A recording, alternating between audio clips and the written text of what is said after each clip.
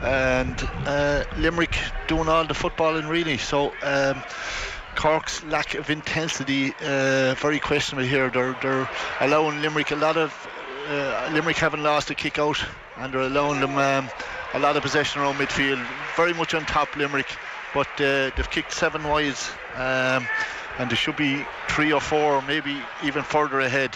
Cork lucky to be really in this game at the moment, but the intensity by Limerick much better. But Cork on the attack here now, good chance, and very good score there by Owen McSweeney that puts Cork ahead 7-6. It certainly is not it certainly isn't the way the play has been. Really very strong from Limerick, and Cork finds himself a point ahead now, which Limerick will be very disappointed with that.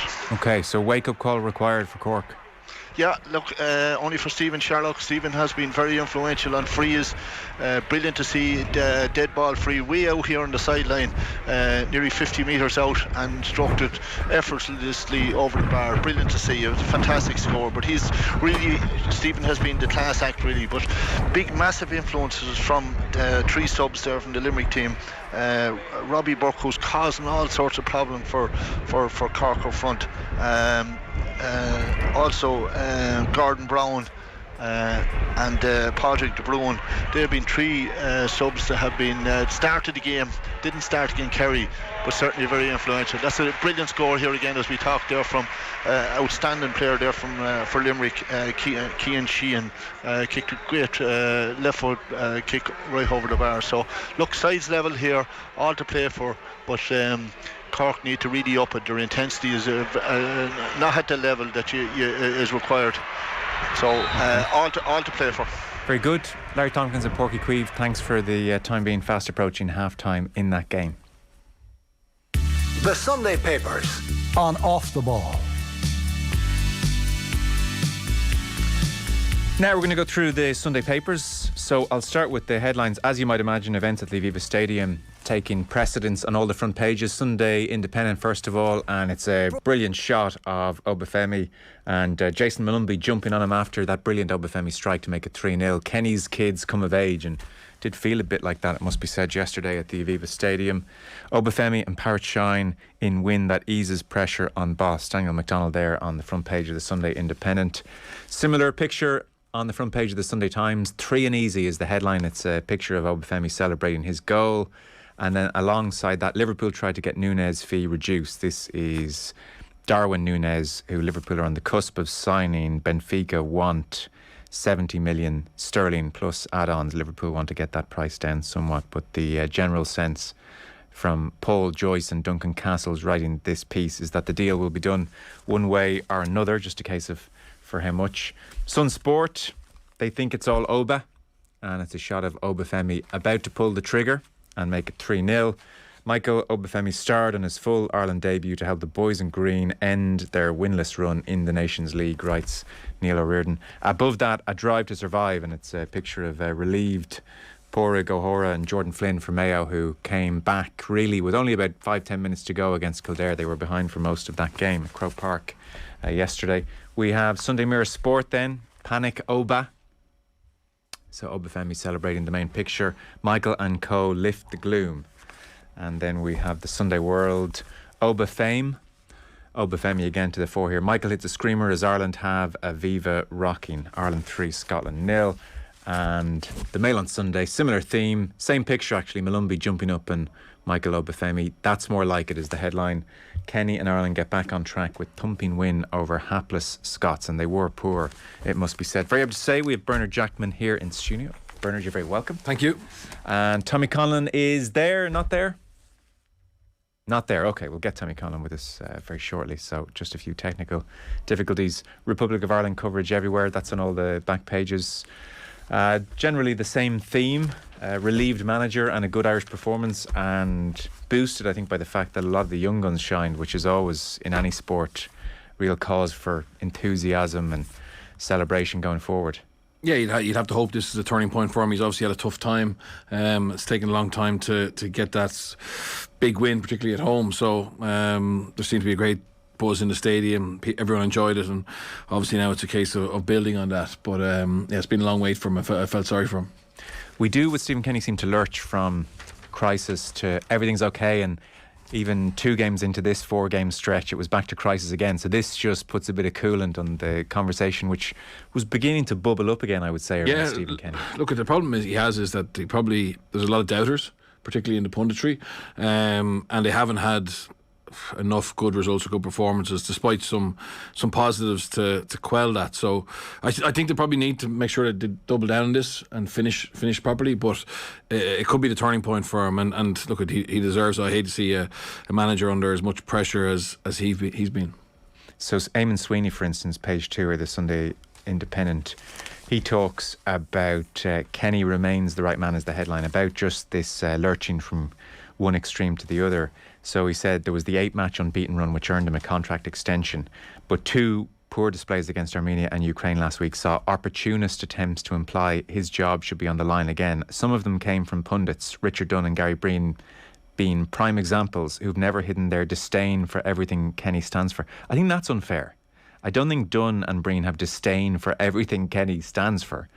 Breen, however, last night saluted the best Ireland performance under Stephen Kenny, adding that the manager got it right by going with Molumby and Jason Knight in the midfield, as they were both outstanding. I think if you have disdain for everything a manager stands for, you wouldn't be so quick to praise it when things are good. Like, Kenny has to be criticised and held to the same standards as previous managers. It can't be a case of, oh, he's a League of Ireland manager, therefore we expect less from him. I mean, that's patronising in its own way. Yeah, and he would judge himself. I mean, he would have aspirations to have as good of international record, or if not better than anybody. It doesn't matter where he's come from, and he has his own philosophy. He's trying to embed it. You know, I'm not a soccer expert, but I would understand that or believe that maybe this group aren't as talented as some of the teams in the past, so they're going to have to be a little bit more patient and find a way of playing that's probably unique to them, and that's going to take time. So I think Dunn, they've given him praise there. They could have easily went down the route of Scotland were terrible, and that would have maybe led you to believe that there was an issue there. But I think most pundits, I would hope, would call as they see it and not have a vendetta against any manager. Yeah, that's my sense of their punditry, to be honest. I mean, it's his 3rd competitive win from 18. I don't think it's outrageous to raise a question mark or two. We'll come back to the football in a moment when Tommy Conlon joins us. Might come to your piece before that. Loss to Bulls will rock Leinster to their core. This is page 17 of the Sunday Independent. I thought this was full of really interesting stuff, I have to say. Now, you start off with the British Empire. Yeah, don't worry about that. That's only fluff. Let's get down to the real stuff. So Leinster akin to the British Empire. But you do make the point, Leinster have won the last 4 tournaments. They've topped the league table year after year, and they've been consistently the genuine contenders in Europe. And then a Saracens bubble up, or La Rochelle bubble up, and so there's a bit of soul searching going on. What jumps out to me more than anything is the extent to which Bernard Jackman facilitated the Bulls all week. All week, Bernard Jackman has been helping out the Bulls. Wait, well, this. So, in fairness, they had a terrible build-up in that the competition has essentially guaranteed they'd have business class travel as part of the arrangements, and so that meant that the Bulls had to travel on 4 different routes, and then some of their training gear went AOL, but they train at St Michael's in Terranure, you're right. And that's a great insight to get, because I know Jake White, who called you and said the boys wanted a meal, in brackets steak and lots of it, to break up the week. As they were staying in Ballsbridge, I booked them into Searson's on Tuesday night. Look at the connections you have. No, it's not. Life at the top. There's more to it than that. So basically, he said somewhere like Spur is basically their equivalent of TGI Fridays. So I rang TGI Fridays in Tempa Bar. 40 people, in fairness, they were brilliant. They wanted to put on extra chefs, etc., because it's a big group of lads, and I said they're going to each out of house and home. And then it turned out they didn't have access to a bus, so they're going to have to get 8 different taxis. So they said, can you get us something local? So we went down to Searson's. They were more than happy to take them, but it was funny because I went back to the hotel. They were staying in Harbour Park, and I picked up the manager, Elias. Jake White he's got shingles. He wasn't doing much this week, and Elias, I said, "Do you want to come and check both these places out?" So, but he comes out in his bare feet, and I was there. Where's your runners? He goes, I never wear runners. So anyway, we go up to Searson's. He roaches in his Bulls top and his bare feet. Not a bother on him. Says, "Oh, this place looks good." Looked at the menu, and he had a great feed on Tuesday. And I think, look, the reason I put it in is because I've seen teams from South Africa come over here in the past and just shrimp and save. I remember that piece you wrote. You know what I mean? They try and save on their per diems. Yeah, so basically, back to the Kings, I think it was they were getting €20 a day on their day off, which is a Wednesday. for per diem. So manager will go around on a Monday and say who's having lunch and dinner here, and most of them would say, look, no, I'm going out, but then they would pocket the €40 and maybe just have protein shakes and eat, have a massive breakfast, and that's crazy. You know what I mean? Now, and the Bulls, and I'm not saying the 4 teams are in it now, but certainly the idea of having a credit card to bring them out for a nice meal. It makes a difference, and I couldn't believe how happy they were. Like, they hardly trained. I mean, they trained and it was very light. And Jake, in fairness, he said, he quoted in the press conference, said, the nice thing about sport is that when you're given no chance, the only people who need to believe you are the ones you have one of the players, and they believe they do have one. This is before the match, but I certainly got a sense talking to their coaches and players during the week that they were quite confident about him, which didn't have. There was no logic in that. You know what I mean? They'd been pretty poor against the Sharks in the quarter-final. They got hammered, obviously, early by Leinster. Leinster are still a phenomenal team. And that's why I said the Empire, because we can't forget that post-Toulouse, media around the world and pundits around the world were saying these guys have basically invented the way the game should be played. Yes. And they're still very, very good. It's just the problem is, effectively, La Rochelle and the Bulls analysed that and said, right, how do we stop that? So the challenge for Leinster now is to be more adaptable. But the Bulls, in fairness, they had no current Springboks. They had 4 announced yesterday because obviously they had a great performance, but it's an amazing win for them, really, because we know Marcel Coetzee, we know Mornay Stain, we know Bismarck Duplessis, who were both on the bench. Coetzee played, but realistically they're not a superstar team, but yet they came to the RDS with belief, with a plan, and have gone away with the win. They're going back on 6 different flights. They're leaving today, 6 different groups trying to get back. They'll get back to Pretoria tomorrow night, and they'll regather Tuesday and fly down to Cape Town on Friday. So, but look, they couldn't believe the difference of travelling business class. When they normally come up here, it's economy, right, and they're huge men, and we have to factor that in as well. So our teams go down there business class. So it's not always a level playing field, but if they can get a level playing field, I think they're going to be brilliant for the league. And look, you get a free meal at Searson's next time around. Hopefully, I understand. That. You did quote Victor Matfield, who made the point that this was one of the best Bulls wins he'd ever seen because this Bulls team had no current Springboks. And you write in your piece, how could a team with no current internationals beat a team with 13? Yeah, it's worrying. It's very worrying for Ireland and Leinster, which is effectively the backbone of Ireland. And we're going to have to find a way to overcome that power. And it's going back to Saracens. And we did think this year that Leinster were playing so fast, and because Ireland were getting good results playing that way, that we can avoid the power. But we've just seen, against La Rochelle and against the Bulls, that we have another step to take tactically to be able to make sure we can avoid it. Is it even possible to avoid power? Not really, but you have to be very, very smart. I actually think Leinster, the problem for Leinster was, and maybe it's because Johnny didn't start, but they actually got caught playing narrower than they normally do, and that suited the Bulls. So as they made a few errors, they actually started to play around a corner off 9, and in fairness, they tried their best, but they just were getting knocked back. And the Bulls had this, their motto defensively was 1 in 3 rooks have to be slow. Like, right. That was the thing all week. We got to slow down 1 in 3. If we do that, we have a chance, and they managed to do that.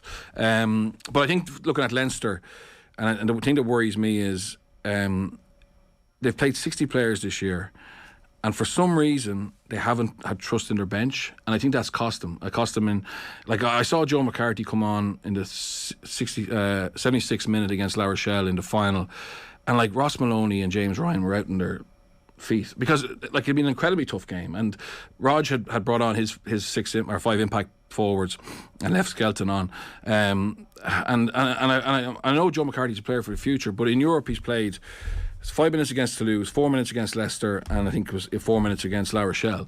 Like, there's no point having him on the bench, like, unless Leinster have this data that's saying you're better off not using your bench, which I doubt they do, and they do it in other games, and in fairness, it's a very small sample pool, 2 defeats to say they're wrong, but 90% of coaches worldwide are saying 23-man game, we need to have impact players off the bench. So how can Leinster, if they're playing 60 players and they've got the best academy in Europe, there needs to be a way of having that trust and using them. So like Dan Sheehan played 80 minutes of the weekend, Keane Healy came on for the last 2 minutes, 78 minutes. So the bench at the moment, for whatever reason, isn't being used. And I think that's putting even more pressure on the internet. I know Sexton came on, but that's something, and that goes back to recruitment and retention. So they decided to keep Devin Toner and Sean Cronin for this year. Would have been better to play Devin Toner against the Bulls because of the best defensive line out in the competition. Like, he wasn't involved in the squad. Now, I thought Devin played against Munster. Munster didn't turn up, but I thought Devin looked in great shape for a fella who was on the way out. Sean Cronin, likewise. So when you make those decisions back in September, in the summer, you need to think, okay, it's not a testimonial year. They need to be able to contribute at the business end of the season to help us play. So if Joe McCarthy's not ready, Josh Murphy, is just because he's going to Connacht, was he not selected because he's leaving to Connacht? But could Josh Murphy have helped Leinster win a URC, which changes the whole picture? Now the problem is, teams had kind of felt, we can't beat Leinster, and 2 teams beating you isn't the end of the world, but it is creating that sense of belief in others that there's a template to beat them. So that's why I thought it was relevant. Yeah, for sure. And there is a certain irony in Leinster being celebrated all year for using 60 players, but then at the crunch moments, ironically not trusting many players beyond the 15 that they've picked. Peter O'Reilly is writing about this as well. Leinster left to rue, lack of power is his headline. Started with this amazing anecdote. I'd missed this. He said 2 minutes after full time, Johnny Sexton was standing in the middle of the RDS pitch alone with his thoughts when Cannon Moody, the Bulls' brilliant 19-year-old fullback, approached him cautiously. Would he mind posing for a pic? Shows the status of Sexton at this stage, doesn't it? The Bulls' bagman was suddenly on hand, ready to take the snap. Then another Bull had his arm around Johnny, and another. Sexton did the decent thing and went through with it. From the press box, it wasn't possible to see his facial expression, but he was surely wincing at the incongruity of it all. And I suspect he was. On your point about if Sexton had started, maybe Leinster would win, Peter O'Reilly says, maybe Leinster feel they need to prepare for life after Johnny, to force Byrne and Ryan into situations where they need to make decisions under pressure. And he says, to his credit, Ryan accepted responsibility for 3 critical line-out losses near the Bulls' try line. The pressures of calling the line out and the pressure of leadership in general can make him look an ordinary player. Is James Ryan maybe not a natural leader? We haven't seen any evidence so far that he is. I think everybody assumed he would be because he broke into the team young. He was this player who kind of was Paul O'Connell-like in terms of his actions. He was high work rate, but that doesn't mean he's necessarily someone that enjoys the cerebral part of the game or wants that pressure. So, and in fairness, let's be honest, Leinster haven't fast-tracked him to be that leader either. Kind of the demand from the public was that he was automatically going to be the next captain for Ireland, but he can still have a phenomenal career without that hassle. You know what I mean? But I don't think what we've seen so far is probably not something that's suited to him yet, or he doesn't have enough support around him that becomes easier, if you get me. There's a lot of focus on him, and I think there's another thing that's really interesting, that Joe McCarthy's been, and I think Joe McCarthy has a bright future, I'm not doubting that, but he's coming through, or he's being promoted as our solution as a tight head lock, right? So everyone's looking for that tight head lock, Estebet, Will Skelton, etc. Obviously he's not as big as those men, but actually when he's scrumming for Ireland, he scrums on the loose head side. James Ryan stays on the tight head side, so you're not helping James Ryan out, so he has a massive amount of pressure and workload to try and pin down that right hand side of the scrum. And look at, there's obviously a transitional period, etc. But how good would James Ryan be playing loose head lock alongside a big enforcer? And I know Leinster have gone to the transfer market, and it's a gamble because of Jason Jenkins' injury profile. Unless Leinster can fix that, he's not going to be a week in, week out player for them. And they really do need that profile now, because I think they can be better tactically, and they will be. I mean, the coaches are all really smart. They will be better tactically. They'll have learned from this. But you said at the start, you can't run away from a fight for the whole 80 minutes. You need to have that element of power, and Jenkins has that. But the worry is his injury profile. And again, I would say someone like Leinster, they need to take that gamble. When you have one spot to fill, and it's crucial to you winning European Cups or winning URCs now, which we thought was a foregone conclusion, well then, do you have to go for the guy who has the injury profile? Or I know it's a tough market, everyone wants those players, World Cup cycle, etc., but it's just something worth talking about, I think. Yeah, when it could be so significant. What Leo Cullen said afterwards is, what you really learn is what wins on the big days. And South Africa winning 3 World Cup finals is your classic example, isn't it? It's that type of game, squeeze, squeeze, squeeze, and the Bulls play a version of that game. And after the game, Jake White was bemoaning his lack of beef, ironically, in the pack. He said he'd love to have La Rochelle in their 1,000 kg pack. I feel like he's just rubbing things in by saying that. God, yeah, our pack isn't great at all, bemoaned White. For instance, and a final point from Peter O'Reilly in the Sunday Times here, he says that James Ryan will be too small for the Springboks, and young Joe McCarthy, who made some heavy carries and kept turning up for work, is a beefy lock by Irish standards, yet he would probably be viewed as a blindside flanker in Pretoria. It's true. He wouldn't be big enough. Yeah. No. This has obvious ramifications for Andy Farrell, given that South Africa are in Ireland's World Cup pool next year, and given that 7 of his forwards were in the Leinster pack that lost to the Bulls. Very interesting time. Yeah, and there's another article about the ramifications now of the tour to New Zealand. The squad's been announced on Wednesday. Yeah. Connacht obviously had a difficult end to season. They won their last game, but they certainly weren't flying. Munster had a very tough end to season. Realistically for Leinster, even though they're in a final and semi-final, this is a bad end of season to them. Yeah. And Ulster would be very disappointed after last night. So Farrell is going to have to pick them up. And, it's been a long season for everybody. New Zealand will be cold, bleak. New Zealand will be sniffing for blood. If that tour went pear-shaped, it could have ramifications for next year. Now, I think the players will be re-energised by going back into the Irish camp, and they'll get some confidence from that. But I think this tour now, it's really important that we're competitive. Very happy to say, Tommy Conlon from the Sunday Independent is with us now. Hi, Tommy. Hi, Joe. Hi, Bernard. We were just finishing up there on the rugby pieces and Leinster's loss. I don't know, did anything jump out to you on that subject? I just wanted to ask Bernard and yourself, Joe, were Leinster a tad complacent going into that game? To my layman's eye, the first 20 minutes or so, maybe longer, plus the fact that they didn't start Johnny Sexton, it suggested to me, I emphasise my layman's impression, that they felt it would be a stern enough challenge, but routine enough at the end of the day too, and they'd get some more game time at the cutting edge of competition into Ross Byrne. And they looked to me, as I say, in that first quarter in particular, as not really being up for it in the way their opponents were. And I don't know if Bernard had any sense of that at all. Look, I think that they would have respected the Bulls. I think it wouldn't be human if they didn't think they were going to win and win reasonably comfortably. That's just based on what we've seen over the Bulls. The Bulls have been pretty inconsistent, to be honest. And the Bulls brought their A game, so I think Leinster would have been a little bit shocked by that.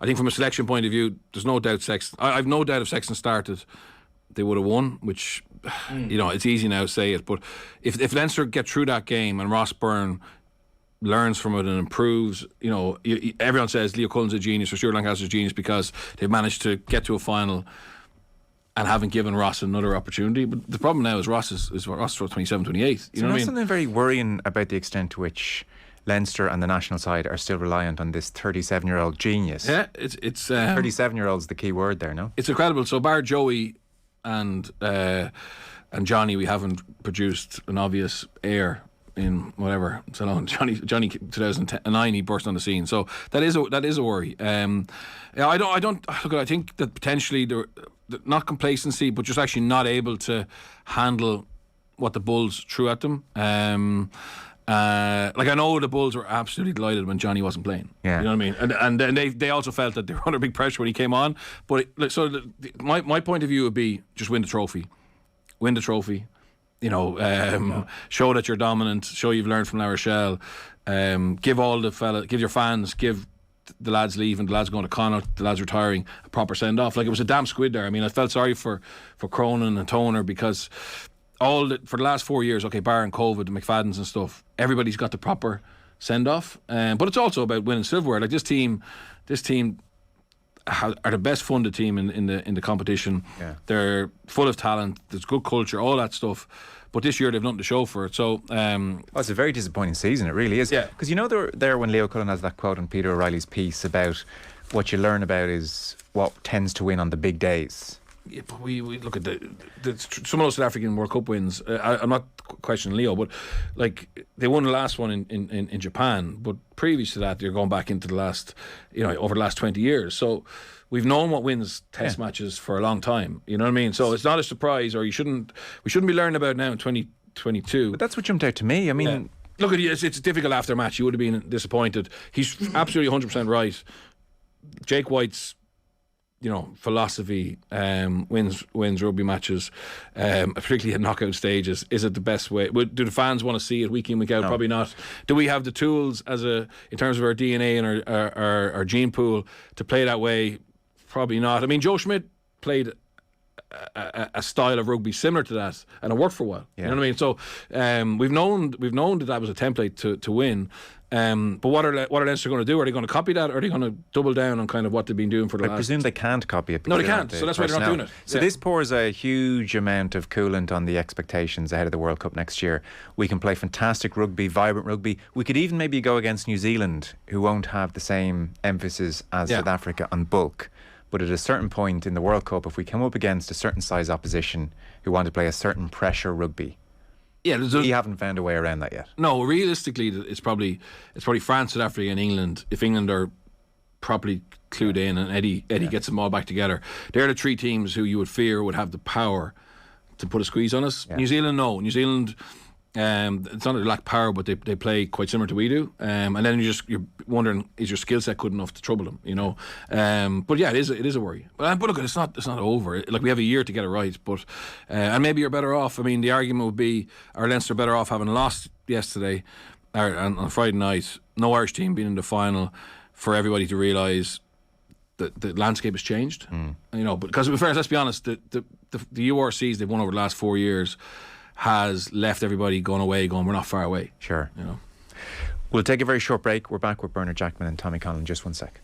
The Sunday Papers on Off the Ball.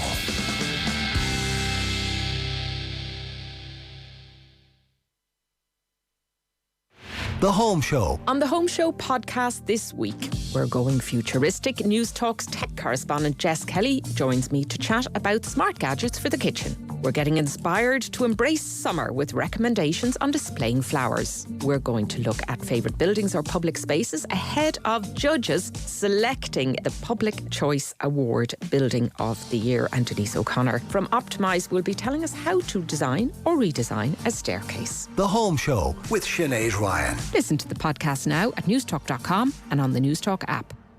I'm Sam Shedd, Power Tool Protector Garden Angel. A mess on the inside, but I know what I saw outside. A cat, no, a man burglar, hopped Sam's back hedge and stole his bike. He couldn't believe it, but FBD did. With no excess to pay, they'll get him back in the saddle. After all, sure, support is what FBD do. Visit fbd.ie today to save 25% on your new home insurance quote. €650 limit per theft claim for owner-occupier contents in the open cover. Specified all risks required for items over this value. Claim will affect no claims bonus. Terms and conditions apply. Underwritten by FBD Insurance plc, FBD Insurance Group Limited Trading as FBD Insurance is regulated by the Central Bank of Ireland. The Pandora Summer Sale is now on. Don't miss out on up to 50% off a selection of sparkling designs. Looking for the perfect gift or just an excuse to treat yourself? Then hurry, these prices won't be around for long. Available in stores while stocks last. Terms and conditions apply. School's out and summer is in. Kaleidoscope Festival is back with a bang. Catch the Divine Comedy, Feeder, James Morrison, Deck Pierce's Block Rockin' Beats and more. Alongside sports, wellness, art, theatre, food and creativity. All aboard for the ultimate family festival camping experience at Wicklow's Russborough House this June 24th to 26th. Get your weekend camping tickets for a family of four for just €249 at Ticketmaster. Guaranteed Irish business members continue to sustain jobs and communities across Ireland. Gifts.ie is Ireland's leading gift delivery company for over 20 years, allowing you to order unique gifts and hampers directly to your recipient. From birthdays or corporate events to personalised gifts and cards for that special someone, there are thousands of options to choose from. Visit gifts.ie and send a gift today. So look out for the G, guaranteedirish.ie, altogether better. Interested in advancing your career? Trinity College Dublin is now accepting applications for our full-time and part-time postgraduate programmes commencing this September. As Ireland's leading university, we offer a wide range of postgraduate programmes in arts, humanities and social sciences, health sciences, as well as science, technology, engineering and maths. Our application deadlines are fast approaching, and you can find the right postgraduate course for you at tcd.ie/postgraduate. Make Trinity your destination for postgraduate study. Apply today. There's something for every kind of dad at Lidl this week. Whether it's our incredible electric hedge trimmer for only $69.99 or our fabulous cordless beard and hair trimmer at only $16.99, it'll be bang on for somebody. So whether he's really into gardening or just really into himself, we've got Father's Day covered. Lidl, more for you. The Sunday Papers on Off the Ball. Now you're welcome back. We'll go down to Porky Queeve. Larry Tompkins standing by. Where are we now, Larry? Yeah, we're just waiting, I think, for an equaliser here from Limerick, from Uburk. So, Cork 10 points, Limerick 9 points. Now we're just waiting to fly hit the ball. Yep, straight over the bar. So sides level here. 43 minutes gone, 10 each. Bright start by Cork in the first 5 minutes.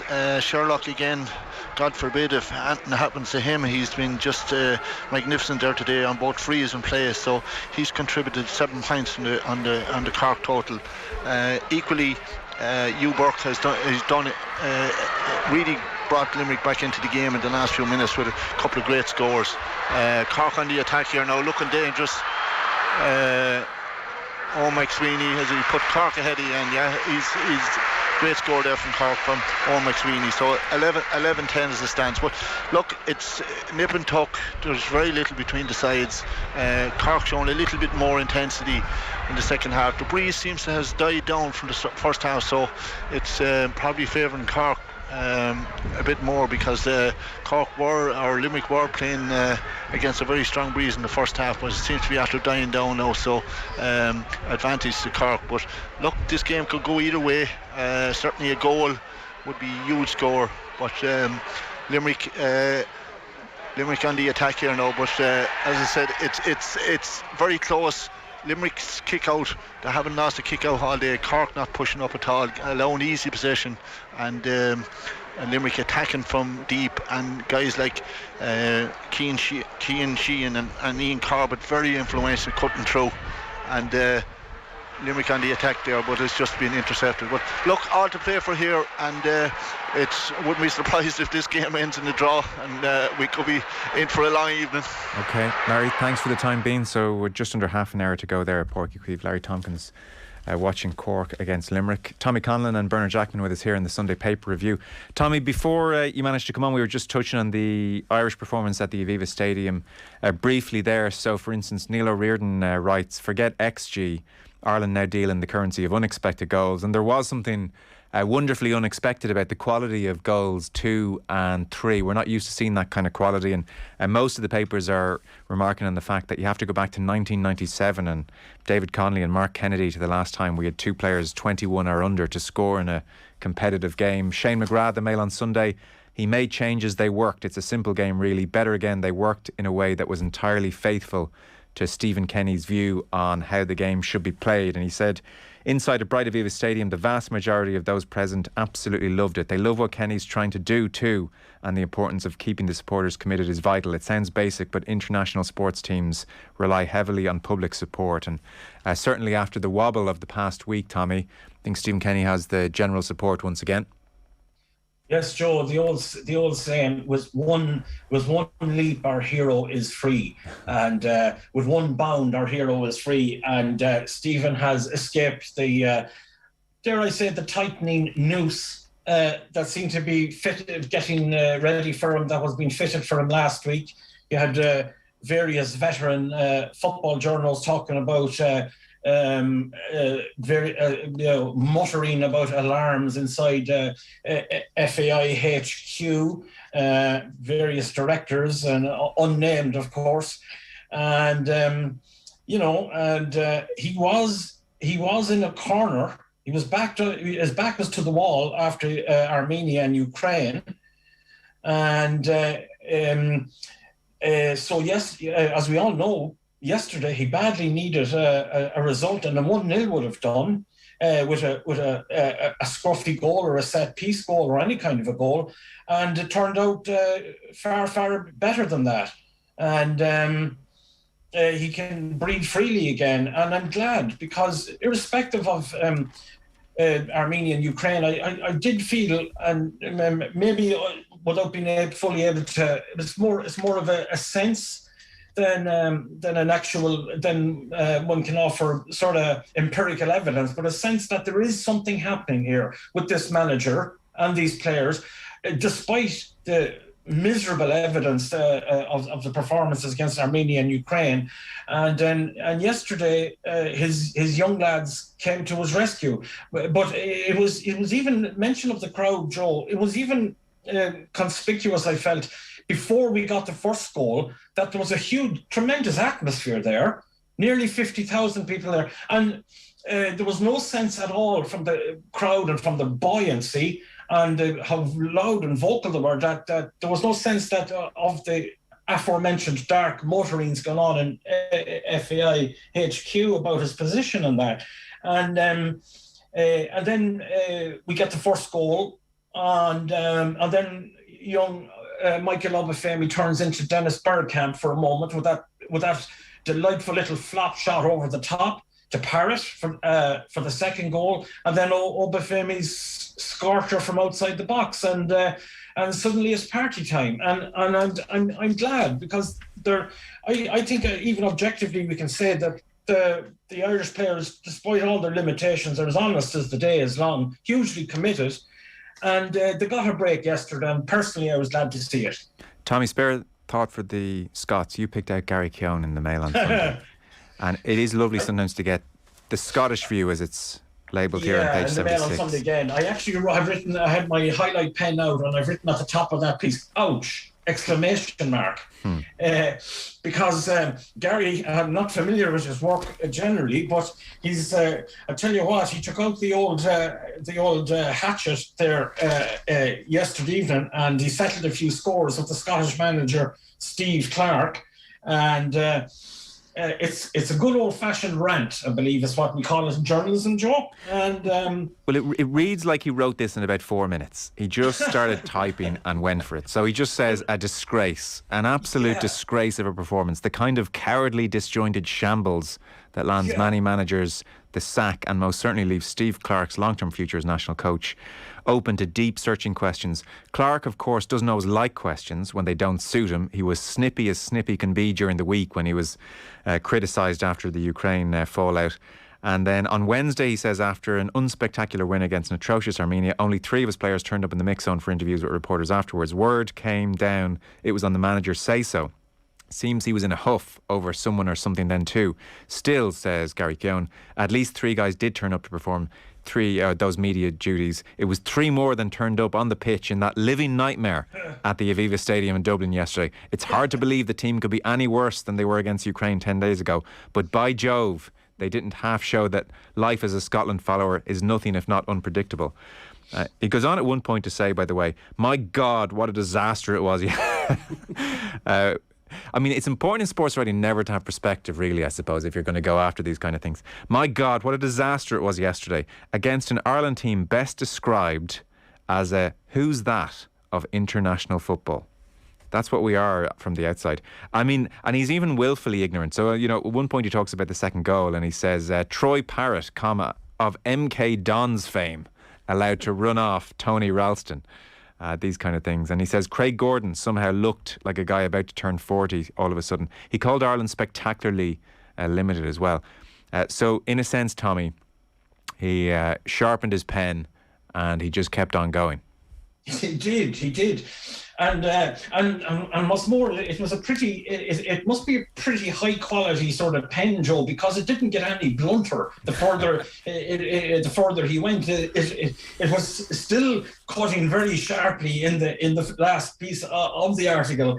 And Ireland are spectacularly limited. Our best 2 chances which fell to John McGinn, whose eye for goal has deserted him. When they proved they simply aren't capable of executing Kenny's orders to forget the agricultural stuff of Martin O'Neill and Mick McCarthy's time and pass the ball out of defence. he does make the agricultural stuff, and he does make the point that the difference was that they wanted it. In italics, wanted it. Ireland wanted it. It wasn't about passing or philosophy or any of that stuff. Ireland, a team short on confidence and belief, until Clark and his men blundered into town, won most of the 50-50s. And actually, that was, you could say, the foundation on which the victory was built. The very old-fashioned virtues of Irish football down through the decades, irrespective of Stephen Kenny's grand designs for the European style, the continental style. It actually, the foundation, I think, of that performance yesterday was intensity, passion, energy.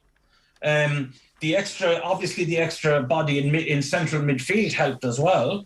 But you could, before Michael Obafemi made that second turned Bergkamp for a moment and made that pass in front, you could say a lot of that a lot of that performance belonged to the best of previous eras too. And in that way, Stephen Kelly's project resembled just yesterday resembled a lot of the best days that we'd seen in Lansdowne Road before. Well, I think it's easy when they're so focused on trying to play progressive football to forget about the importance of being aggressive and high energy and all of those things, which will never go out of fashion. Exactly. So across the papers generally, lots of Irish coverage, as you can imagine. There's the rugby coverage, which we've touched on. Plenty of GAA as well. So from yesterday, I mean, Joe Brawley sums up Mayo's performance. Mayo won, but don't take it as a compliment. And Colm O'Rourke is wondering why Donegal just continually flatter to deceive. Dermot Crowe similarly. Paul Kimmage is interviewing the Ross Tolchin race director, Gerard Campbell. And then I would say, beyond that, the most comprehensively covered topic is the Live Golf Saudi-sponsored breakaway tour, which all the papers are devoting quite a lot of coverage to. I would say it's the most coverage golf has had in forever on a Sunday. Matt Cooper in the back page of the Sunday Business Post. You have James Corrigan, you have David Walsh, you have Dermot Elise, you've all sorts of people writing about this. So I don't know how closely you've been following the whole thing, Bernard, or what you made of the coverage today. Yeah, look at I've read all the articles. I was probably, for me, the quality of their performances at the press conference kind of shocked me a little bit, and then I saw a screenshot of what they'd been told or been given. It's amazing that they've had so much time to think about it, that they haven't managed the message very well. I'm not saying it's possible to manage the message. We know what the issue is, but I just thought they looked incredibly uncomfortable. And it's just been a bit of a shambles, and the negative effect it's going to have on golf. I actually didn't realise that golf was actually struggling kind of before this as well in terms of viewership and trying to get money, and obviously the money's gone up, but it's just where it's all going to end. I'm not a golfing expert, but it certainly seems as if this is a really dangerous period for the game in terms of at the elite level, obviously. And you know how bad the PR is from it long term, or whatever the repercussions of it are, is going to be interesting to watch. But I think it's an absolute mess. James Corrigan just touches on the money for the players. Charles Schwartzel, who admittedly is a Masters champion, but he's currently world number 126 and rarely troubles the leaderboards too often these days. So he walked away with $4 million for first place and another $750,000 because his team won the team prize. So $4.75 million, which is, as James Corrigan says here, 4 times the size of the purse he picked up for winning the Masters back in 2011. And I suppose the opportunity that this tour presents for the more middle-ranked players is best exemplified by Sam Horsfield. So Sam Horsfield is a 25-year-old who has done very little in the game, but he did manage to finish third at this event, and so he picked up £1 million sterling. And he didn't actually even finish in the top 4. So, that basically is all of his career winnings beaten by double with his £1 million. And we know about the human rights angles and the press conferences during the week. But for the players, Tommy, and this is the worry for especially the DP World Tour, which is the European Tour, and I think increasingly now the PGA Tour with the likes of Bryson DeChambeau, who, for all the ills that he might present, he is a huge draw, and Patrick Reed as well, both now signing up for the Live Golf events subsequent to this one. The worry for the PGA Tour and the DP World Tour is that all the players, one by one by one, all the best players will be picked off and are going to end up playing for this kind of money because it's just too seismic to ignore. Yeah, and do you know of all the, and I've been tracking the story all last week, I'm sure you have too, Joe, but you know, there's such a deluge of sort of outrage and about it, and moral high grounding, I suppose, by journalists, and not unreasonably either. I'm not judging them for that. But what stopped me in my tracks was the quote that's in that James Corrigan piece that's in the Telegraph and syndicated to the Sunday Independent. The quote from a survivors group from the 9/11 atrocities. And it kind of did stop me in my tracks. It makes that this statement makes that, I feel, that essential connection between in the argument, almost the heart of the argument. Is where a lady by the name of Terry Strada, a widow, a woman who was widowed by 9/11 and mother of 3, wrote, quotes, "As a 9/11 widow, I feel compelled to help you understand." She's addressing this to the golfers who have joined LIV. "I feel compelled to help you understand the level of depravity the Kingdom of Saudi Arabia engaged in when it knowingly sent government agents here to establish the support network needed for those hijackers. Given Saudi Arabia's role in the death of our loved ones and those injured on 9/11, your fellow Americans, we are angered that you're so willing to help the Saudis cover up this history in their request for respectability." And it's kind of... I don't think that would be insignificant, by the way. So the US Open is on next week at Brookline in Boston, and they're a fairly raucous crowd. And whilst the human rights abuses and the murder of Jamal Khashoggi are reprehensible and people are aware of them, I think for an American crowd and a patriotic American crowd, if the Saudi project is crystallized through the prism of this 9/11 families united group, and if they start to speak more prominently even next week when we're back on American soil and Phil Mickelson will be interviewed by American journalists for the first time, for instance, if the Saudi regime becomes heavily associated with 9/11, that could take on a slightly different slant in front of an American crowd, which will be interesting. But otherwise, I think, to be honest, Greg Norman and the Saudi PIF will be high-fiving behind the scenes, because this, from 3 months ago when Mickelson's comments were leaked about the Saudis being scary mother effers and how he's just doing this to get money and he knows that they're human rights abusers, but you know, money is money. It looked dead in the water then. To be here in June, I would say they can't believe how well it's gone. Yeah, and I know obviously there's a huge amount of money, but just to give it in context, something I read during the week was, so the money going to Newcastle is 400 million. The deal they did with Formula One was 600 million, but they're willing to throw 2 billion at this golf project. Like, it's just bananas, and obviously that's the golfers.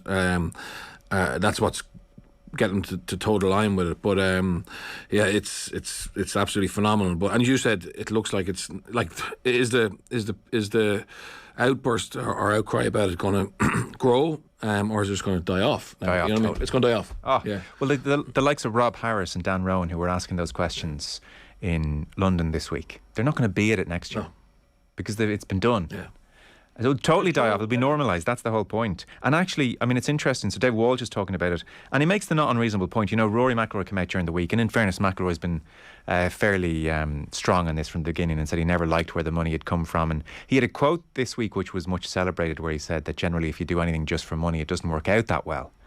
And it's interesting. He was asked by Brian Keogh, what were you talking about there? And it turns out he was talking about, if you play at a tournament and you get an appearance fee, you can sort of turn up and feel like, oh, well, I've already got the money, so it's hard to play well. But I've kind of got used to that now. And David Walsh points out, you know, McIlroy teed it up at the Canadian Open last year. He was paid $3.5 million just to turn up. So he certainly has reconciled himself to that particular predicament, you know. And like, so for McIlroy, he gets his $3.5 million and he won the tournament as well. So that's $5 million for him. But if you have like the bloke Duplessis from South Africa who finished second this week and won $2 million when his entire career before that was $400,000. Like, it is easy when you're the creme de la creme of the PGA Tour to kind of say, I don't like where the money's coming from. But I can see how everybody has their price. Like Lee Westwood, and David Walsh points it out, said to the journalist, just like you, if there's a pay increase at my age, then I'd be stupid not to take it, or certainly not to have a good look at it. And yeah, and I think that's the human nature. Human nature as well. But like that example there of the guy whose career earnings was 400,000 and then he wins 2 million. Like I saw the boxing promoter this week talking about for the boxers, and they've got short lifespan. It's a dangerous sport, and I was kind of more. I was less outraged by them taking that money because, you know, maybe I didn't know, they've come from tough backgrounds or they have a limited chance. Whereas for the golfers, I'm like, oh, they're so wealthy anyway. But then, realistically, 400,000 over your career isn't. Career earnings isn't massive, you know what I mean?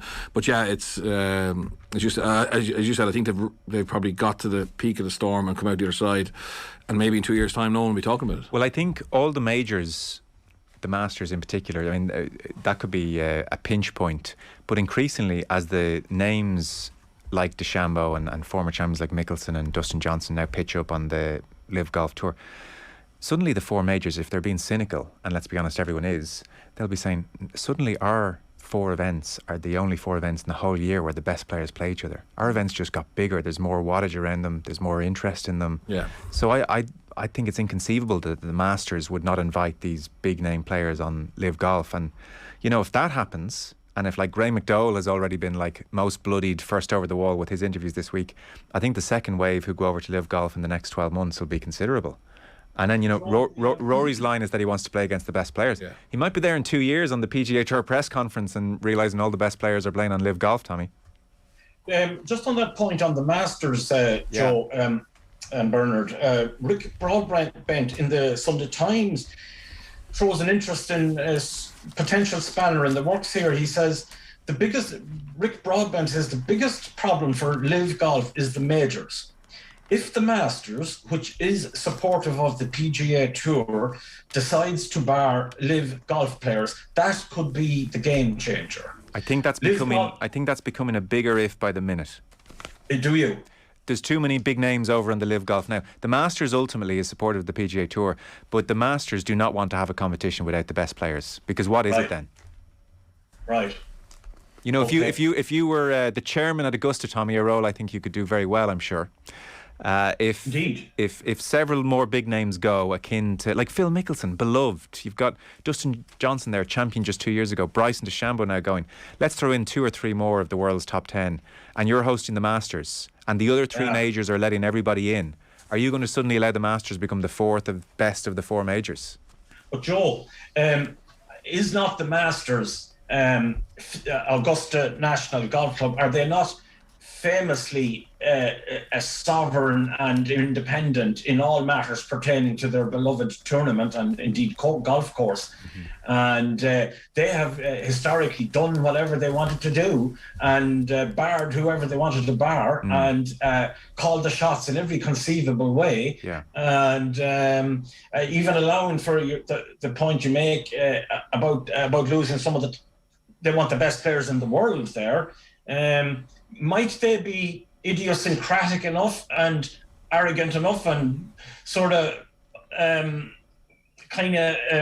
aristocratic enough about it all to say, no, we don't need you guys who are on that rather vulgar rebel tour. They are. We stick with our establishment players. No, they are. It wouldn't be surprising. And the PGA Tour is currently down on 2 knees praying that they are, because that's about their best shot of fending off Live Golf currently. So they certainly are, and that's going to be the really interesting question. We're going to take a very short break. We're back with Tommy Conlon and Bernard Jackman in just 1 moment. The Sunday Papers on Off the Ball.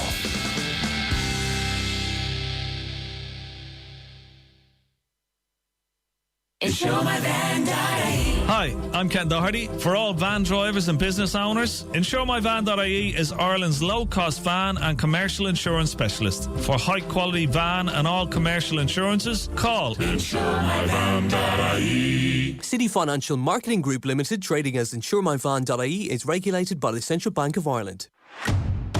Guaranteed Irish business members continue to sustain jobs and communities across Ireland. Did you know Gempack Foods have been making baking a piece of cake for the people of Ireland since 1967, bringing the whole family together to create something special with their extensive range of baking and cooking ingredients. Gem makes life easy and fun in the kitchen. Guaranteed Irish welcomes companies that are altogether better choices for our communities, so look out for the G. GuaranteedIrish.ie. Altogether better. SuperValu believe community includes everyone. We're proud to sponsor the All-Ireland Senior Football Championship and support the GAA at every level across every community. Every ethnicity, sexuality, gender and ability has something to bring, because real people always bring more to the game.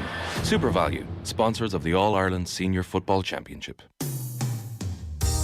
Look, you've heard by now that there's something major happening in the banking industry, which will mean thousands of businesses up and down the country will have to move banks. This means that as well as change in banks, suppliers and customers will need to be notified. It's certainly not something you want to leave until the last minute. So, for a step-by-step guide on moving your business banking, search Bank of Ireland Big Move. Begin. Bank of Ireland is regulated by the Central Bank of Ireland. Tap, tap on the laptop. Tap, tap on the phone. Tap, send, tap, reply. Always tap, tap, tappy tip, tap. Why not tap, try a tap dance? That's more like it. Turn worry into well-being and your kitchen into a dance studio with a speaker and lights. Let play unwind your mind. IKEA, the wonderful everyday. This summer, sees an unmissable lineup at the Heineken Big Top during Galway International Arts Festival from the 11th to the 24th of July, featuring the legendary Pixies, John Hopkins, The Stunning, The Academic, The Flaming Lips and the incredible Sinead O'Connor, presented by Galway International Arts Festival and Roisin Dove. Visit giaf.ie for details. It's a summer of football at Intersport Elveries. Official retail partner to the FAI and proud sponsor of the FAI Summer Soccer Schools. From the stands to the pitch, we're here for every step of your football journey and anything you need from kit to boots to footballs. Get it all this summer at Intersport Elveries. Ah, the weekend. A time for DIY. For improving a hobby. Or a time to escape with the Sunday Independent Life magazine. Everyone's got their weekend planned, and you've got your weekend escape. Pick up your copy of Life magazine in the Sunday Independent. Up close and independent. The best of News Talk. Get more best bits with the Listen Back feature on the News Talk app. Powered by Go Loud.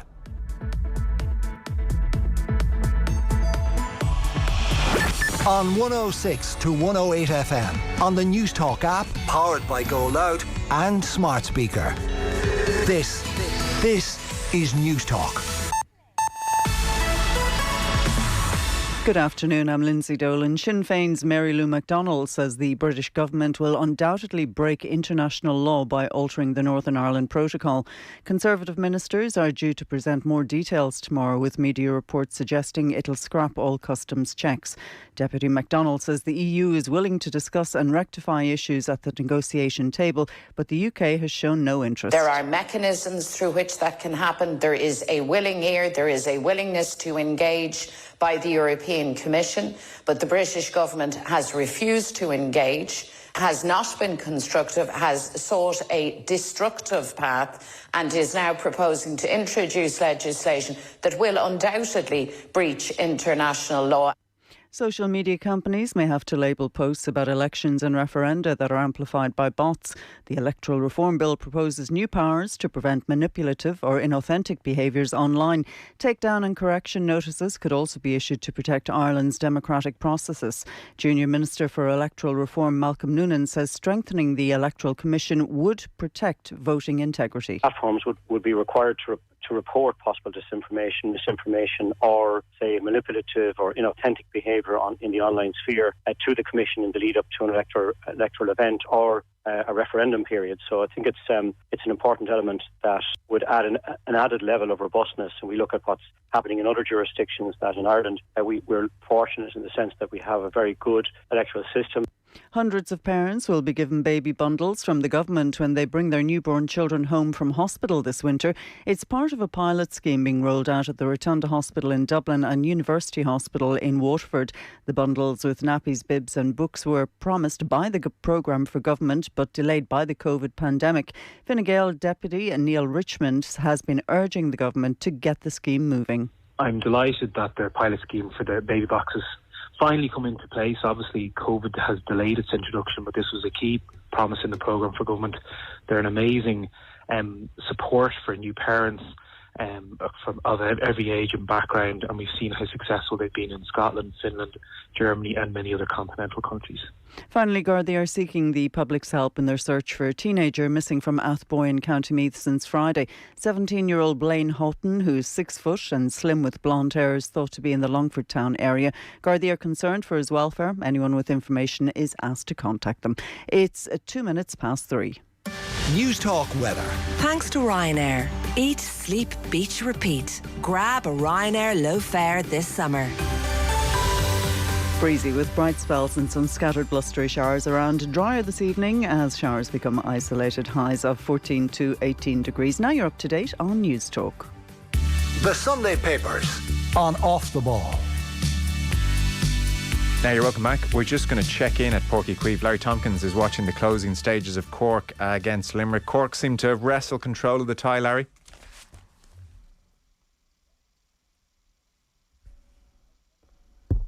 Oh, we'll try and get Larry again on the line there. Apologies for that. So they have wrestled control of the tie, I can tell you. So the latest, with just a couple of moments to go, is that Cork now lead 2-15 to Limerick's 1-13. So 2-15 to Limerick's 1-13.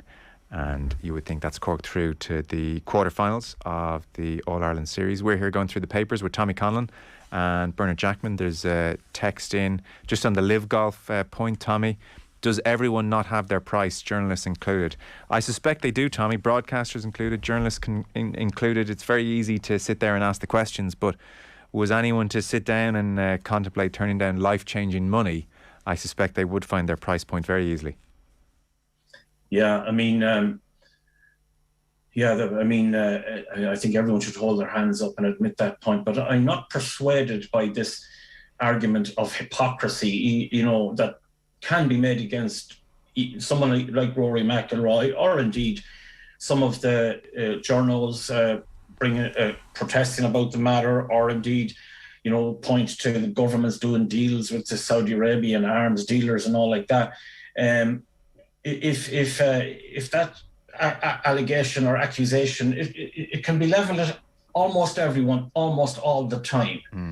And you'd never be able to mount any sort of a moral argument really at all if one didn't accept that there may be some inbuilt hypocrisy in Rory McIlroy's stance, for example, in this case. And but nevertheless, I think it's very admirable, his stance.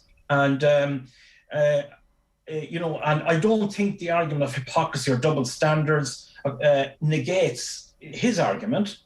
And indeed a lot of the other arguments about this particular issue. And I don't think people should be dissuaded from making a case against this LIV project simply on the grounds of double standards alone. I do feel that you're still entitled to do the right thing the next time, even if you haven't necessarily always done the right thing in the past. And just do the right thing and say the right thing, and accepting all those caveats and valid arguments about hypocrisy, etc.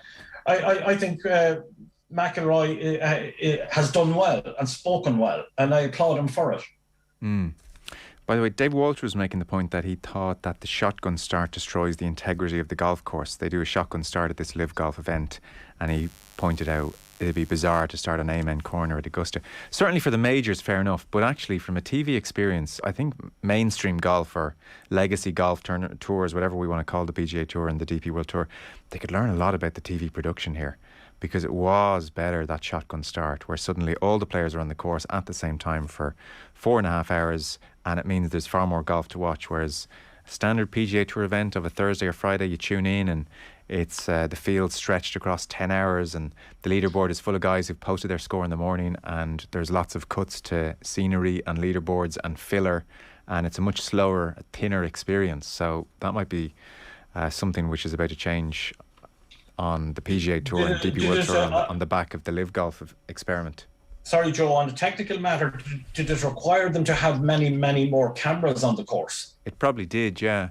Although, no, I wouldn't think so, because every hole is going to have a set number of set cameras anyway, and there might be just a couple of handhelds off the featured groups. No, I wouldn't think so. Because Okay. you don't need, to be fair, the cameraman on the fairway right next to every player. You just need him next to Phil Mickelson and the marquee players, and then there's stationary cameras at every tee box and at every landing point in a fairway and a green anyway. So no, I just think it was, but it was a far better viewing experience, like I said, than watching the field stretched out over 10 hours. So and look, golf's going to be in for an interesting decade. Ronan says, as a golf fan, I won't watch any of Live, and I also avoid Newcastle United matches.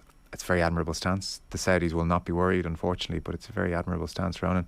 Somebody also wondering about the URC tournament, and we didn't really mention Bernard Leinster being beaten, and that's the main story over here, but good for the tournament, and this might, an all South African final might spark a real interest and get this tournament under their skin early doors. Yeah, I think it's massive. They were very disenfranchised with Super Rugby. You know, it lost its the imagination of the South African rugby public. South Africa, obviously World Cup winners, British and Irish Lions series winners, and now they've two teams in the URC final. And I think an all South African final is really going to I suppose grasp the interest of the South African rugby public. There's restrictions on the stadium on Saturday, so there was 30,000 in the stadium.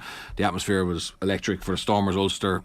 They're trying to get the restrictions open, and they could have a full house. So these COVID restrictions, yeah, COVID restrictions still, yeah. But they're going to push to try and get them lifted for this weekend and have a full house in there. And I think it'd be good for the tournament. And look, we've been the ones setting the pace for a long time in this competition, and complaining a little bit about the Scots and the Welsh and Italians not giving us what we need. Yeah. Well, we now have that. So how are we going to adapt? How are the Scots? And I think it's exactly what the competition needed. Yeah. Well, it might be harsh on Leinster to say it, but the 4 URC wins are fairly hollow, because the sense is, well, they should be winning. Exactly. And you don't get much joy from them. No. Tommy, your piece, pages 18 and 19 of the Sunday Independent, it's brilliant, with Gabriel Dawson, who won a European medal in boxing last week in Armenia, and his mother, Messerk Modi. So overcoming all the odds is the headline, and certainly Gabriel Dawson's had an extraordinary life, but his mother has had an extraordinary life for sure. Yeah, I mean, I dare I say, Gabriel's wonderful mother, Messerk, is the hero of the story, really. And Gabriel had I don't claim to speak for him at all, but I would have thought a stable, safe, happy, contented upbringing in Galway, where he was only 2 years of age when his mother arrived in Ireland seeking asylum from terrible ethnic wars in Ethiopia. She's a member of the Oroma tribe that has 38 million people, and occupies a huge swathe of the country of Ethiopia. And they've been wanting independence for decades and decades, on and off for 100 years. But there has been savage atrocities and long-running wars, and the government forces battling with the Oroma Liberation Army, who have also perpetrated horrendous atrocities as well, apparently. Amnesty International, I was reading up on it last week. But, in the midst of all of that political and ethnic and military sort of aggression, there's the people. There's always the people. And Messerk Modi became herself a refugee, I guess, from the violence in her native Oromia, and ended up 6,000, made an epic journey across Africa, from Eastern Africa to the Ivory Coast on the west coast, on the Atlantic side of Africa, Met and fell in love with a young man from Liberia. They had a baby boy born in the refugee camp in Ivory Coast, Gabriel. And he was 2 years old when his mother boarded illegally a ship bound for Europe, not really knowing where it would end up. And they ended up arriving and walking into Dublin City off the ship. And that began her life in Ireland. She got asylum status the following year. They moved to Galway, and she and Gabriel, and she had 4 more children, and they've lived in Galway for the last 20 years. And the oldest son, Gabriel, is now Ireland's middleweight European amateur gold medal winner, hoping to go to the Paris Olympics. And his younger brother Aaron is on the books at Galway United FC, and his younger sister Eve is a Ireland Youth International. And so the story of Gabriel's mother, her epic journey, and I suppose the heroism of mothers all over the world trying to protect their families. That was the story really here, Joe and Bernard, and one I felt a little bit privileged to talk about and tell today. Yeah, no, it was absolutely fantastic. And the extraordinary scene is, in some respects, when Mersic, who's Gabriel's mother, has managed to pay the money to be taken away from where she's trying to flee in the ship. And they're in the bottom of the ship for a long, long time. And she talks about how every 2-3 days someone would bring them some food, but sometimes nothing. And just the randomness of life is, they know they've landed somewhere, but they didn't know where. There was no intended destination. It was quick, get onto a boat and you can be on the boat and pay your few quid and we'll get you away from where you're trying to flee, but that's all you know.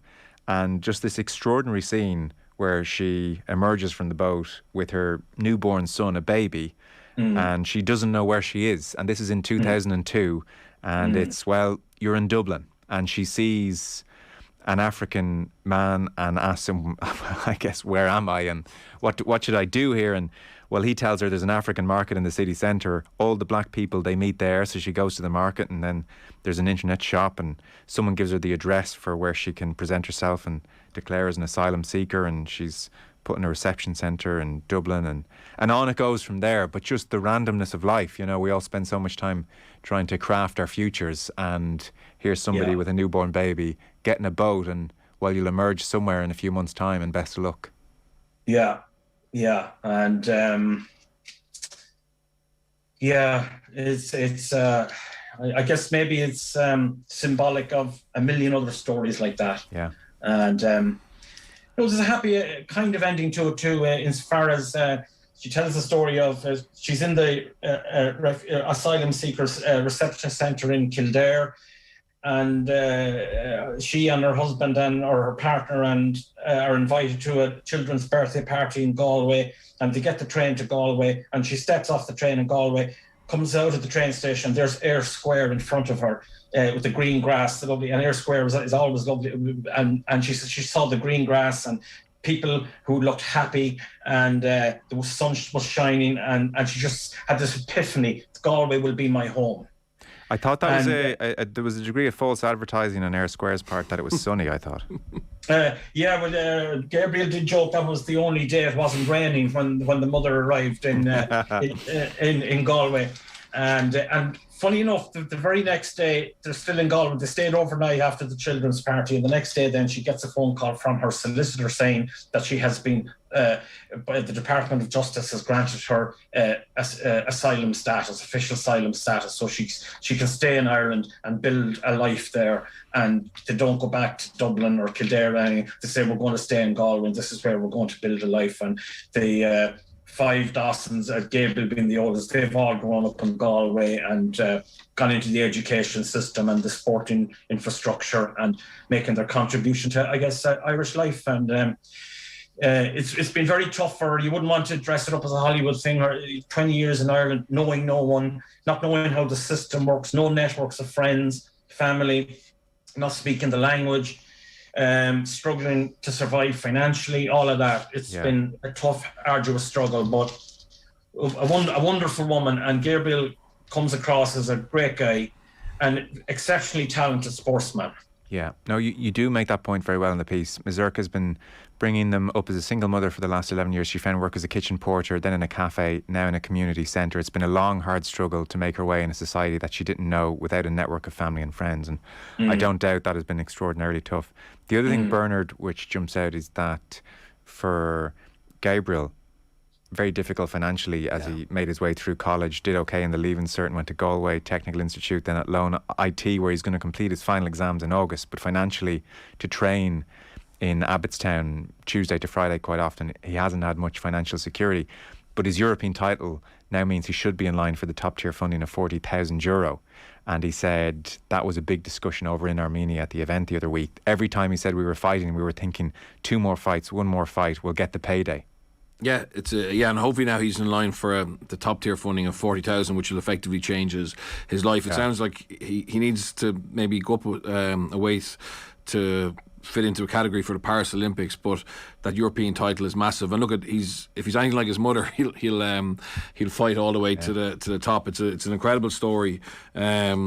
And yeah, I'd love to see him. Look, I don't know anything about him apart from this, but you'd love to see him get that funding to allow him, really focus on being able to combine his studies and his training to give himself the best possible chance. And I suppose, look, when you hear a story like this, and then you see the grants that are available for elite performers, you feel it's money well spent, really, to give them that chance to live their dream. And the 4 kids all seem to have integrated incredibly well in Galway, and the single mum working 2 jobs, etc. So yeah, I'm certainly going to be keeping an eye out from now. And it's a story well told. And I had no idea. You forget how tough some people's start to get here is, and obviously the journey then. Absolutely. Something totally different, page 6 and 7 of the Sunday Times. I just thought that this was a very interesting piece. I'll give it a brief mention. John McManus wrote the story as we head to the World Cup in Qatar, just what the Qatar government have done in a bid to try and get their team up to scratch. So Qatar won they're champions of Asia. So the question posed is, how has Qatar, with 7,500 registered footballers, managed to craft a football team that cowed a continent of 4.6 billion? How has this miracle been achieved? And what they have done in Qatar is so interesting. Initially, Qatar tried to do it the way a lot of countries try and do it, which is just buy people in. So, for instance, in 1999, the Qatari weightlifting team were disqualified from the Arab Games because of 4 Bulgarian-born weightlifters in their squad.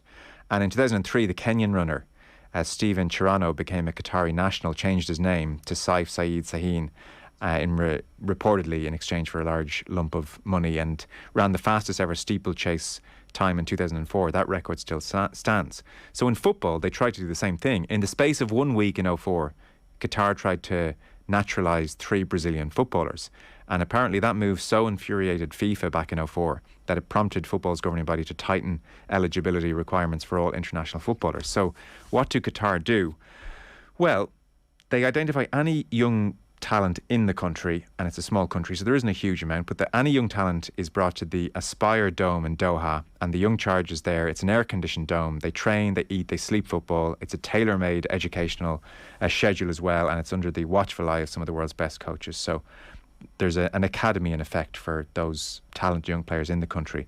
But what's more, they have devised a scheme called Football Dreams, and over $100 million spent, and this involves scouts sent out to Africa, South America and Asia. So between 2007 and 2014, 7 years, 3.5 million boys from 17 countries were screened by this Qatari academy. And every year, of the 3.5 million in that 7 years, every year the best 50 are brought for a week-long trial in Doha. And of those 50, the best 3 are cherry-picked, and they're brought through to join the other Qataris at this academy. In total, maybe only 18 to 20 are offered scholarships.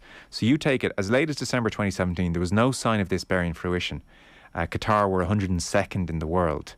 But slowly but surely, this has started to pay off. In 2014, the under-19 side became Asian champions.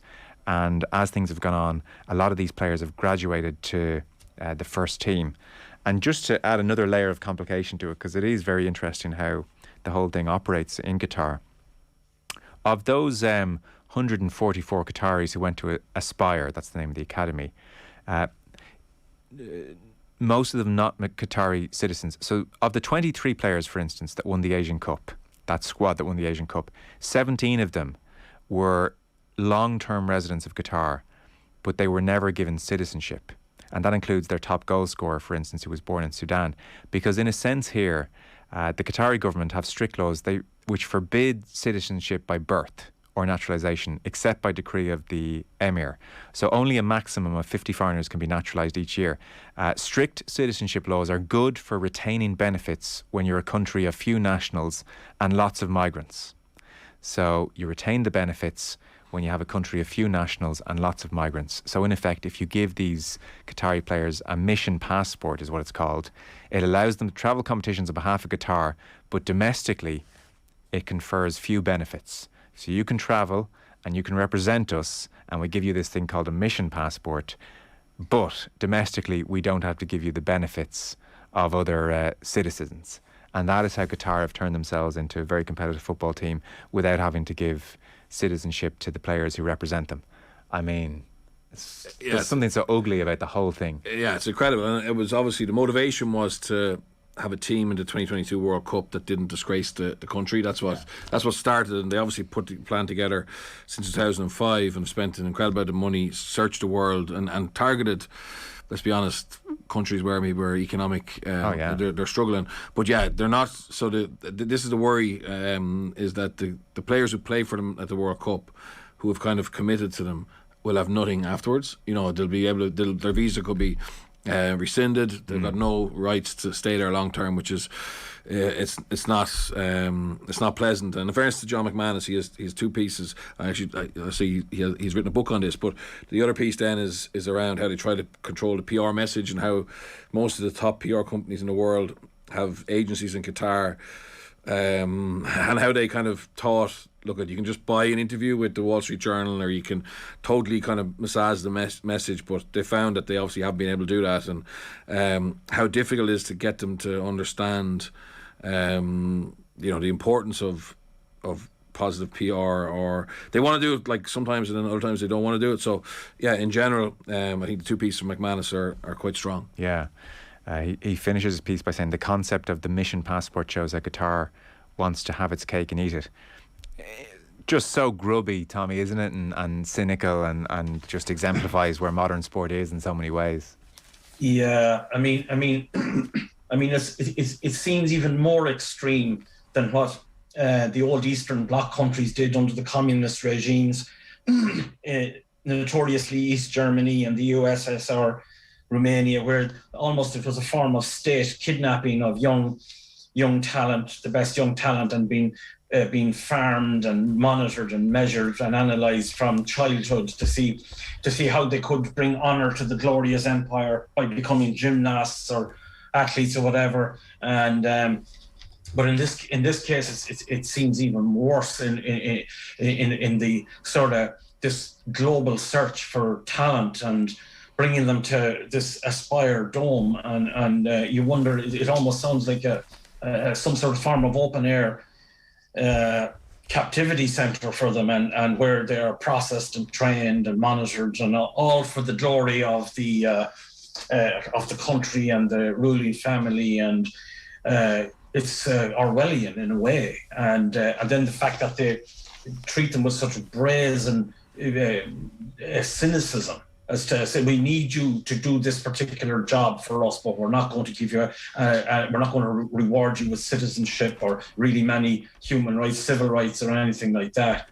I mean, there seems to be no concept of fairness or people's rights, and it's horrible, Joe. It's a fascinating piece of work by John McManus, and but I find it sinister, very sinister, that whole project. No, it sure is. Gents, we are out of time. Thank you so much for your time today. Tommy Conlon of the Sunday Independent. Thanks, Tommy. Pleasure, Joe. And Bernard Jackman, thank you so much for popping in the studio. Appreciate it. Thanks, guys. Cork have beaten Limerick. Details on that in just a moment. The Sunday Papers on Off the Ball.